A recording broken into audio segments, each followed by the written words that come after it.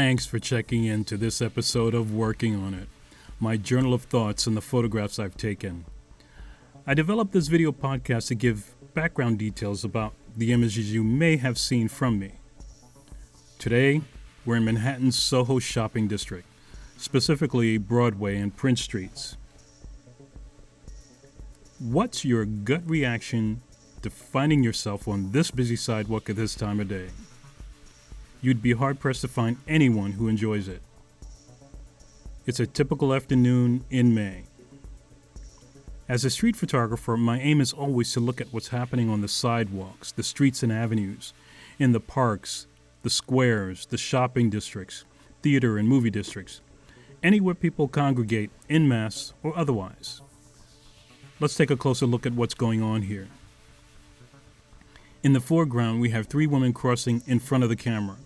They look to be focused on doing whatever it is they came to the area to do. One of them actively using their cell phone, offering up a perception of urgency, oblivion, even sophistication within the context of the photograph. Let me know if you agree or disagree with that perception. They're walking arm in arm, and they have similar-looking sunglasses. So visually, they're connected. What about some other things? What I call, and you may also call, energy. The movement of people and their flyaway hair creates a level of energy that wouldn't be there without it. I see the main character of this photo being the woman with the jeans and black graphic t-shirt. We can't read what she's thinking, but her body language shows that she's not willing to wait long for an opening in this crowd to get through. She's forging her own path. I've noticed in situations like this, everyone is eager to have the right of way, but that's not really possible. So there's some weaving, some maneuvering, collision avoidance, all in the name of dining and shopping, commuting, even people watching. Let's compare this photograph with this. It's the same street corner, but another day. Different energy level. If you had to be out, which of these 2 days would you prefer to be out on? Now, let's look at some idiosyncratic things that happen when out in public, which have already filled up many a photo book.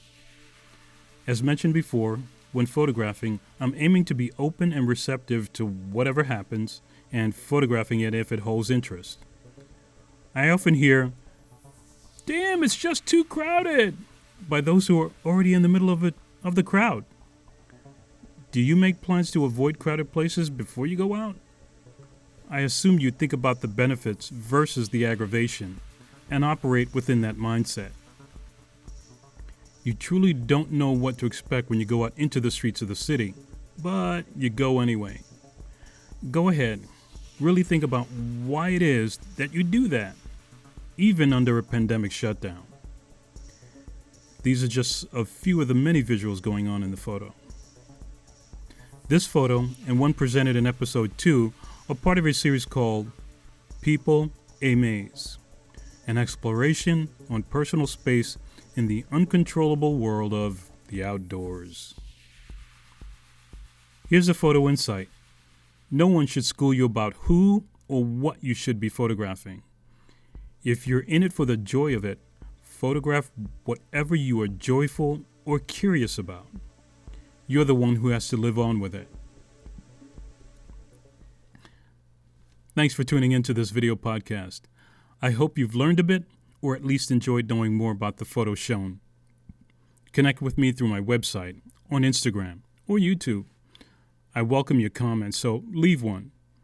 Click the subscribe button and the bell when you get to the YouTube channel so you're notified when the next Working on It video podcast is available.